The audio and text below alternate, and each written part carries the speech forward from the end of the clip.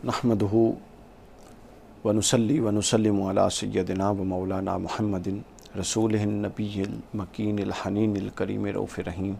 अम्मा बाद औज़ु बिल्लाहि मिनश शैतानिर रजीम बिस्मिल्लाहिर रहमानिर रहीम। आज हम 5वें पारे के मज़ामीन का एक जायज़ा आपकी खिदमत में पेश करेंगे। 5वें पारे के आगाज़ में अल्लाह रब्बुल इज़्ज़त ने अपना एक मुकर्रर करदा ज़ाब्ता ये बयान किया कि जो शादीशुदा औरतें हैं वो जब एक औरत किसी के साथ निकाह में आ गई तो वो अलावा उसके तमाम मर्दों पर हराम हो गई। इसका ज़ाब्ता बयान कर दिया कि जो औरतें शादीशुदा हैं वो औरतें दीगर तमाम के लिए हराम हैं, मर्दों के लिए।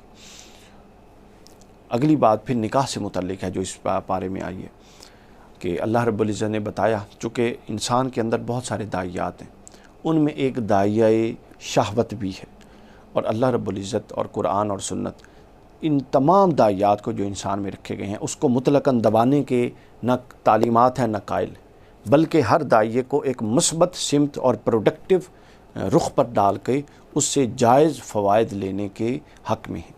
इसी तरह अल्लाह रब्बुल इज़्ज़त ने बयान फरमा दिया कि नफसानी ख्वाहिशात को पूरा करने के लिए बेहतरीन और जायज़ तरीन तरीका है निकाह का।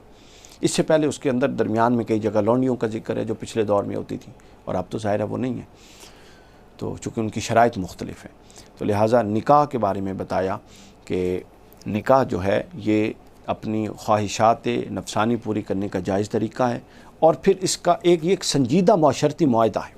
ये कोई ऐसा मजाक नहीं है, संजीदा माशरती मुआहदा है जिससे दो अफराद आपस में मिलते हैं और फिर वहाँ से ख़ानदान वजूद में आता है, फिर कई ख़ानदान मिल के मुआशरा तश्कील देते हैं।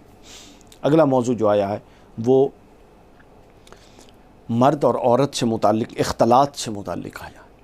इस नौइयत के तमाम मौजू इसके आगाज़ में है 5वें पारे के कि निकाह के बग़ैर मर्द और औरत का तन्हाई में मिलना, एक दूसरे को छूना या दोस्ती रखना ये मना और हराम है।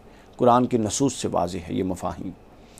यानी अगर कहीं निकाह नहीं पाया जाता तो, और निकाह नहीं पाया जाता तो अगर कोई आपकी बेटी या बहन नहीं है, अलावा इसके वो रिश्ता जो मुहर्रमात में से नहीं है, उनके साथ तन्हाई में बैठना हराम है। किसी भी गैर औरत के साथ बैठना हराम है, उसके साथ दोस्ती ये ढोंग है, नाजायज़ है, छूना हराम है। इस मौजू को ज़ेर बहस लाया गया। उसके बाद अगला मौजू आता है, अब यहाँ पर ये मौजू क्लोज़ होते हैं। अगला मौजू जो आ रहा है वो बातिल तरीके से माल खाना, माल खाने के, किसी का माल हड़प करने के जो बातिल और हराम तरीके हैं, अल्लाह रब्बुल इज़्ज़त ने उनकी एक फ़हरिस्त बना दी और बताया कि रिश्वत हराम है। यानी एक बंदा अपने मनसब पे किसी सीट पे बैठा है, उसने वो काम करना है, उसकी ज़िम्मेदारी है, वो इजाफ़ी पैसे लेकर जब वो काम करेगा तो वो रिश्वत होगी, ये हराम है। ग़ज़ब करना किसी का हक़ ना हक़ तरीके से हराम है, धोखा देना हराम है, चोरी करना हराम है, डाका हराम है, ज़ख़ीरा अंदोज़ी हराम है, ज़ख़ीरा अंदोज़ी के ज़रिए जितना मुनाफा बनाया जाएगा वो हराम है। तो गोया माली अमूर में हुर्मत के कुछ ज़ाब्ते बयान करती है।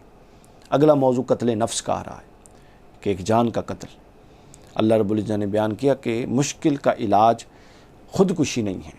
यानी मुश्किलात से ऐसा नहीं कि तुम मायूस हो जाओ, नाउमीद हो जाओ और अपने जज्बात को इस हद तक बहा दो और उसको अपने काबू में न रख सको कि खुदा न खास्ता जान जो अल्लाह की अमानत है उसमें ख़यानत कर बैठो। और फिर हमेशा जिस जहर के ज़रिए ख़ुदकुशी की, तो सही जामिया तिरमिज़ी की हदीस सही है कि अगर कोई जहर से ख़ुदकुशी करेगा, हज़रत अबू हुरैरा फरमाते हैं, तो हुज़ूर ने फरमाया उसको जहन्नुम में वही जहर दिया जाएगा जिससे वो बार बार ख़ुदकुशी करेगा।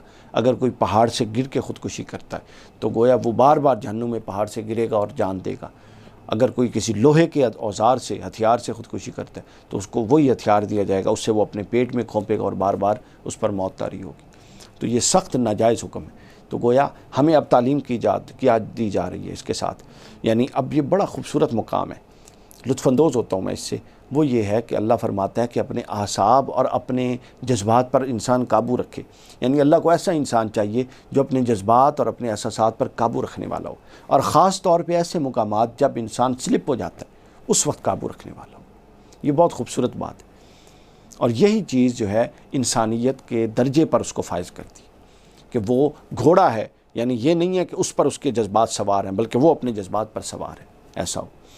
अगला हुक्म कबायर से बचने का है, और उन कबायर से में फ़हरिस्त बड़े बड़े कबायर की अल्लाह ने बयान फरमा दी। शिरक से बचने का हुक्म, कत्ल से बचने का हुक्म, کہ ناجائز قتل نہ کرو، والدین کی نافرمانی سے بچنے کا حکم، اور اس کے علاوہ دیگر بڑے گناہوں سے بچنے کا حکم، اور فرمایا کہ اگر تم بڑے گناہوں سے کبائر سے بچو گے تو اللہ صغائر معاف فرما دے گا۔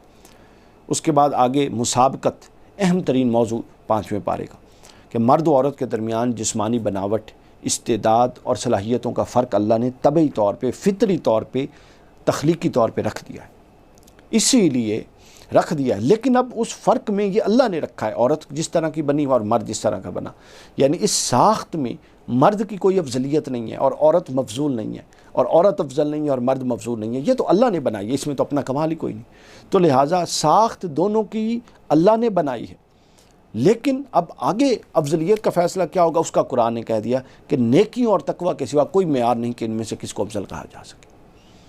اور اسی طرح قرآن نے پھر مثال بڑی زبردست بیان کی، یہ فلسفہ پہلے بیان کیا کہ دونوں کی فطری ساخت اور جسمانی ساخت اللہ نے بنائی ہے، اس کی بنیاد پہ کسی کو کم افضل یا زیادہ افضل نہیں کہہ سکتے، ہاں کم یا زیادہ افضل ہر کوئی اپنے عمل اور نیکیوں سے ہوگا۔ اور قرآن نے مثال دی کہ حضرت آسی اور فرعون میں، فرمایا کہ فرعون مرد تھا، آسی عورت تھی، لیکن وہ افضل ہے اپنے کردار کی وجہ سے۔ اس کے بعد قوام کا فلسفہ آتا ہے کہ مرد اور عورت اگرچہ کہ اپنے اس میں برابر ہیں ساخت کے اعتبار سے، لیکن اللہ نے مرد کو قوام یعنی منتظم، administrator, head of the house بنایا، گھر کا ہیڈ بنایا، جسمانی قوت اور مال کو خرچ کرنے کی فضیلت کی وجہ سے، چونکہ کمانا اس کا کام ہے اور لگانا اس کا کام ہے، اس کی وجہ سے انتظامی امور کا وہ سربراہ ہوگا۔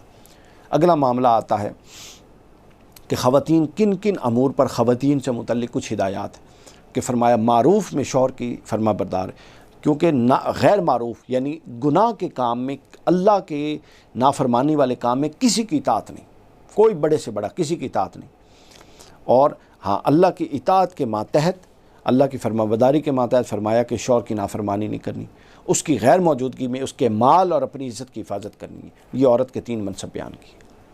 اس کے بعد اچھے برتاؤ کی بات کی کہ اللہ کی عبادت کے بعد بندوں کے لیے بہترین اسوہ یہ ہے کہ وہ دوسرے بندوں کے ساتھ اچھا برتاؤ کریں۔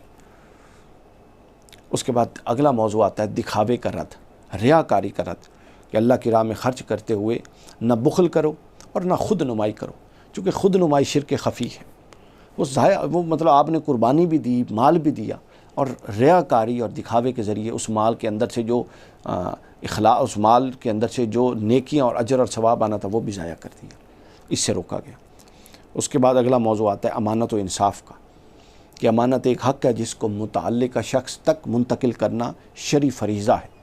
میرے پاس اگر کوئی امانت ہے تو میں بری و ذمہ نہیں ہوں جب تک صاحب امانت تک وہ نہ پہنچا دوں۔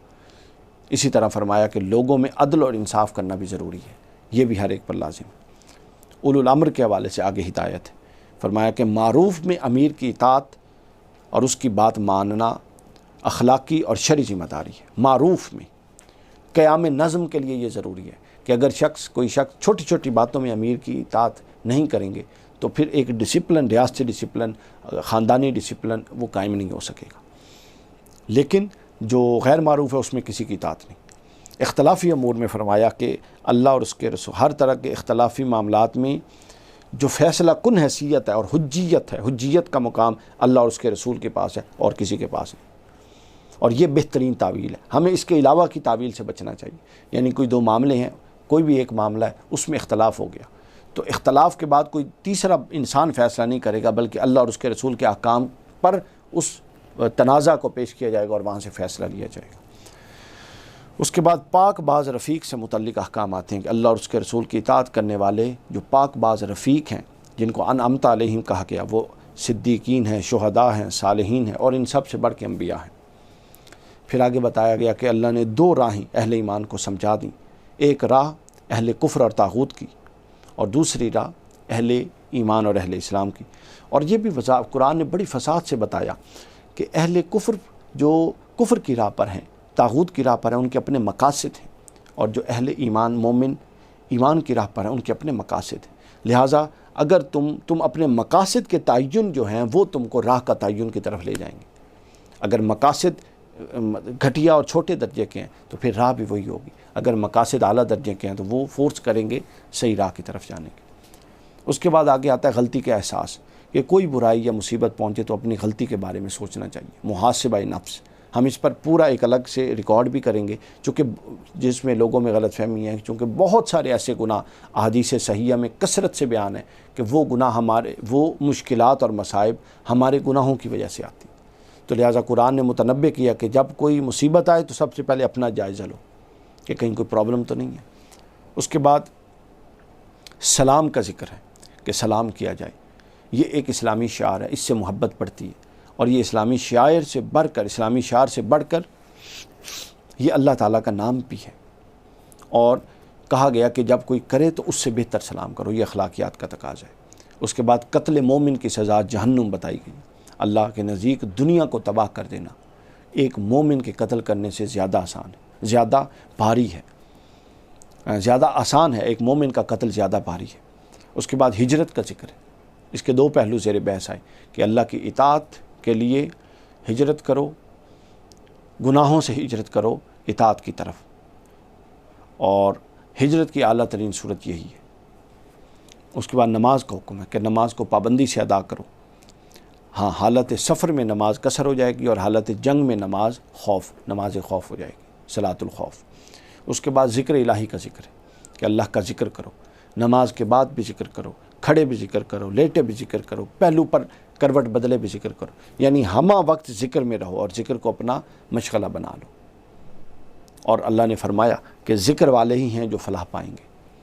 پھر اس کے بعد سرگوشی کے حوالے سے احکام آتے ہیں کہ صدقہ، نیکی یا اصلاح کی بات کے لیے سرگوشی کی جا سکتی ہے، لیکن غیبت، چغلی، حسد کے لیے نہیں کی جا سکتی. آپ دیکھیں بہت ساری ایسی چیزیں ہیں جو فی نفس سے ہی نہ حلال ہوتی ہیں نہ حرام ہوتی ہیں. ان کے استعمال اور ان کا عمل اور ان میں جو ہم اپنی انٹینشن ہماری ہوتی ہے وہ ان کے حیثیت کا تعین کرتی ہے. یہی پہلو یہاں بیان ہوا. اس کے بعد اگلی بات یہ خانقی نظام اور آئلی نظام سے متعلق آیا کہ شوہر اور بیوی میں اگر رنج ہو جائے تو پھر صلح کروا دینی چاہیے. کوئی تیسرا انٹروین کر کے اس کے اندر صلح کروا دیں، اور یہ صلح حقوق کی کمی بیشی تک پر اگر راضی ہوں تو کروا دینی چاہیے. یعنی تفریق آخری آپشن ہے. اس سے پہلے جتنے ممکنہ آپشن اڈاپٹ کیے جا سکتے وہ کرنے چاہیے. پھر فرمایا گیا، اگلا موضوع آتا ہے آخرت کے ثواب کے حوالے سے کہ جلد باز طبیعت کی وجہ سے صرف دنیا میں بدلہ چاہتا ہے. یہ عقل مندی نہیں ہے. یہ بڑا اہم پوائنٹ ہے. ہم جلد باز ہیں، فوراً نقد چاہتے ہیں، فوراً جو کچھ حاصل ہے وہ چاہتے ہیں. اللہ چاہتا ہے کہ صبر کے ساتھ چلو، ان اللہ مع الصابرین، پھر نتائج دوں گا. یہ ایک اپروچ ہے، اور صبر کی اپروچ آپ کو وزڈم دیتی ہے، اور جو عجلت کی اپروچ ہے وہ آپ کو بے وقوف بنا دیتی ہے. لیکن یہ کہنا جتنا آسان ہے یہ کرنا اتنا ہی مشکل ہے. چونکہ جو جلد باز ہوتا ہے وہ آخرت کو بھول جاتا ہے، آخرت پر نگاہ نہیں رکھ سکتا. آخرت پر نگاہ رکھنے کے لیے آپ کو ٹھہراؤ آنا چاہیے، صبر آنا چاہیے. اس کے بعد اگلا پہلو بیان ہوتا ہے، بہت شاندار پہلو، کہ زندگی کے ہر معاملے میں اللہ کے احکام پر شعوری طور پر عمل کرنا ایمان کی پختگی کا ذریعہ ہے. ایسا نہیں کہ اندھا دھند کوئی نہ کوئی دے دیا. اسلام کے ہر تصور کا ایک ٹھوس، مضبوط عقلی استدلال ہے. اگر آپ اس استدلال کو مد نظر رکھے بغیر، شعور کو بروئے کار لائے بغیر، عقل کے تقاضوں کو ملحوظ کیے اور عقل کے تقاضوں کو بروئے کار لائے بغیر اندھا دھند عمل کر رہے ہیں، سوچ سمجھ بھی نہیں رہے، تو گویا آپ قرآن اور سنت کا حق بھی ادا نہیں کر رہے، اور آپ ایمان کی پختگی کا حق بھی ادا نہیں کر رہے. اور ایمان کی پختگی کیا ہے کہ ایمان قولی بھی ہو، فعلی بھی ہو، عملی بھی ہو اور شعوری بھی ہو. اس کے بعد آگے بتایا کہ عزت دنیا میں عزت چاہنے کے لیے دین کو قربان نہ کریں. اصل عزت اللہ کے پاس، عزت اور ذلت کا مالک اللہ ہے. اس کے بعد بتایا گیا کہ جن مجالس میں دین کا مذاق ہوتا ہے وہاں نہیں بیٹھنا چاہیے، جہاں ایسے لوگ ہوں جو دین کا استہزاء کریں. پھر منافقت کو زیر بحث لایا گیا. سیکنڈ لاسٹ موضوع منافقت کو زیر بحث لایا گیا کہ منافقت کی کچھ علامات ہیں، اور وہ 5 یہاں بیان ہوئی ہیں. ایک علامت یہ کہ اللہ کو دھوکہ دینا. دوسری منافقت کی علامت ہے نمازوں میں سستی. تیسری منافقت کی علامت ہے دکھاوے کی نماز. چوتھی منافقت کی علامت ہے اللہ کا ذکر کم کرنا. اور 5ویں منافقت کی علامت ہے ہر معاملے میں شک میں پڑے جانا. جو معاملے بالکل مومنین میں طے ہیں ان میں شک ڈال دینا. اور اس کے بعد نفاق، اس کا علاج، یعنی منافقت کے پہلے علامات پھر اس کا علاج بتا دیا. نفاق کا علاج کہ اگر کسی میں یہ معاملات ہوں، کوئی بھی ان معاملے علامات منافقت میں سے کوئی علامت ہو، تو وہ سب سے پہلے توبہ کرے، پھر عملاً کوشش کر کے اپنی اصلاح کرے، اس کے بعد اللہ سے تعلق کو مضبوط کرے اور دین کے ساتھ اپنے اندر اخلاص پیدا کرنے کی کوشش کرے، یعنی ہر عمل میں پلٹ کے دیکھے کہ کہیں اس میں کوئی میری غرض و غایت تو نہیں ہے، اس غرض کو ختم کرے اور اس کو اللہ کے لیے اخلاص کے ساتھ کرے۔ یہ ایک جائزہ تھا 5ویں پارے کے مضامین کا جو ہم نے آپ کی خدمت میں پیش کیا۔ اللہ تعالیٰ سے دعا ہے کہ ہمیں قرآن مجید پر عمل کرنے کی توفیق عطا فرمائے۔